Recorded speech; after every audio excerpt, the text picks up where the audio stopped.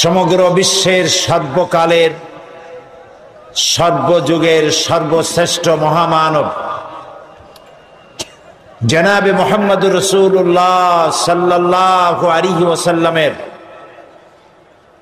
পবিত্র সিরাত জানার উদ্দেশ্যে এই মাহফিলে আমাদেরকে শরীক করলেন। সেই মনিবের দরবারে শুকরগুজার হচ্ছি। আমরা সকলে পড়ছি আলহামদুলিল্লাহ। প্রিয় ভাই সব, আমরা এসেছি এমন এক মহান ব্যক্তিকে জানার জন্য, এমন এক মহান সত্তাকে জানার জন্য যাকে না জানলে কিছুই জানা হবে না, এবং যাকে জানলে পরে এই পৃথিবীতে মানুষ হিসেবে জন্মগ্রহণ করেছি এর সার্থকতা লাভ হবে।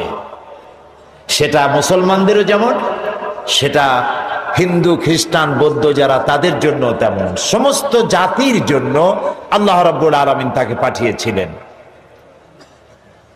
তিনি অন্যান্য নবীদের মতো শুধুমাত্র একটি গোষ্ঠীর জন্য আসেন নাই। তিনি অন্যান্য জাতির মতো, অন্যান্য নবীদের মতো একটা এলাকার জন্য নবী হয়ে আসেন নাই। মুহাম্মদুর রাসূলুল্লাহ সাল্লাল্লাহু আলাইহি ওয়াসাল্লাম এসেছিলেন বিশ্ববাসীর জন্য। সুবহানাল্লাহ। দুনিয়ায় যত নবী আল্লাহ পাঠালেন সমস্ত নবীরা ছিলেন এলাকা ভিত্তিক এবং অঞ্চল ভিত্তিক, ভাষা ভিত্তিক। নবী করিম সাল্লাল্লাহু আলাইহি ওয়াসাল্লাম সম্পর্কে আল্লাহ তাআলা বলেছেন, قُلْ يَا أَيُّهَا النَّاسُ إِنِّي رَسُولُ اللَّهِ إِلَيْكُمْ جَمِيعًا। হে নবী, আপনি বলুন, হে মানব গোষ্ঠী, আমি আল্লাহর পক্ষ থেকে তোমাদের সকলের জন্য রাসূল হয়ে এসেছি। সুবহানাল্লাহ। কোন সময়ের জন্য? যখন তিনি এসেছিলেন সেই সময়ের জন্য, নাকি?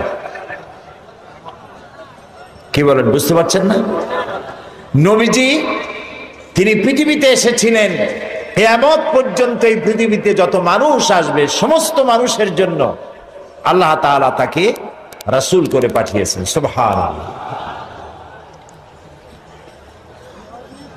এই পৃথিবীতে যদি প্রশ্ন করা হয় মানুষের জন্য সবচাইতে বেশি জরুরি কি জিনিস, তাহলে আপনি কি জবাব দিবেন? এক একজন এক এক রকমের জবাব দিবেন। কেউ বলবেন জরুরি ভাত, কেউ বলবেন রুটি, কেউ বলবেন পানি, কেউ বলবেন বাতাস, কেউ বলবেন অক্সিজেন। কিন্তু মূল জবাব কি? আসল জবাবটা কি? আসল জবাব হচ্ছে এই পৃথিবীতে মানুষের জন্য সব থেকে বেশি জরুরত হচ্ছে রিসালাত, নবুয়ত। কারণ আল্লাহ তাআলা আমাদেরকে সৃষ্টি করেছেন কোন পথে চললে পরে আমরা আল্লাহর নৈকট্য লাভ করতে পারবো। আমরা যে পৃথিবীতে এসেছি, আমাদের কি পৃথিবীতে চিরকাল থাকবো না আমাদেরকে যেতে হবে? জবাব দেন। কার কাছে ফিরে যেতে হবে? সেই যে আল্লাহর কাছে ফিরে যেতে হবে, সেজন্য আল্লাহ রাব্বুল আলামিন আমাদেরকে অন্ধকারে ছেড়ে দেন না, আমাদের জন্য পথের দিশা দিয়েছেন। আর সেজন্য তিনি নবী পাঠিয়েছেন। আদম আলাইহিস সালাম থেকে শুরু করে মুহাম্মদুর রাসূলুল্লাহ, সবাই বলেন সাল্লাল্লাহু আলাইহি ওয়াসাল্লাম, তার পর্যন্ত যত নবী পাঠালেন সমস্ত নবীদেরকে আল্লাহ পাক নবুয়ত দিয়েছেন, নবী করে পাঠিয়েছেন। তাদের কোনো ভুল নাই, তাদের কোনো গুনাহ নাই, তারা সবাই মাসুম, তারা বেগুনাহ। এই নবীদের মধ্যে সর্বশেষ এবং সর্বশ্রেষ্ঠ নবী হলেন মুহাম্মদ রাসূলুল্লাহ সাল্লাল্লাহু আলাইহি ওয়াসাল্লাম। নবী করিম সাল্লাল্লাহু আলাইহি ওয়াসাল্লামকে আল্লাহ তাআলা এমন একটা সময় পাঠালেন যখন গোটা পৃথিবীতে মানুষ ছিল ধ্বংসের দ্বার প্রান্তে। চুরি, ডাকাতি, জেনা, ব্যভিচার, হত্যা, ধর্ষণ, এমন কোন পাপ নাই যা মানুষ করত না।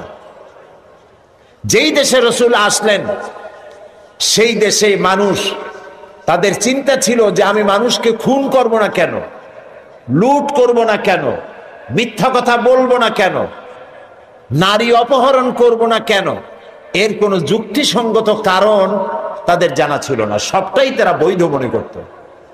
এবং কতটা জাহিল ছিল যে এই গোত্রের লোকেদের উটের পানি খাওয়ার আগে আর এক গোত্রের লোকের উটের পানি খাওয়াইল কেন?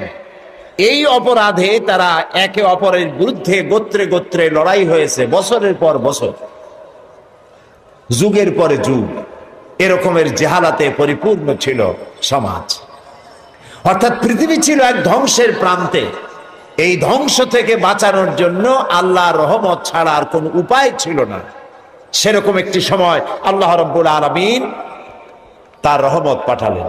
আল্লাহ তাআলা কোরআনে কারিমে বলছেন, ওয়ামা আরসালনাকা ইল্লা রাহমাতাল লিল আলামিন।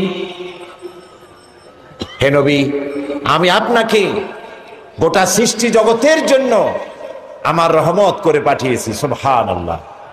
প্রিয় ভাই সব, আমি সেই রসুলের কথা আপনাদেরকে শোনাতে এসেছি যিনি আকাশের নিচে জমিনের উপরে সব থেকে শ্রেষ্ঠ মানুষ, জাত থেকে শ্রেষ্ঠ পৃথিবীতে আর কেউ।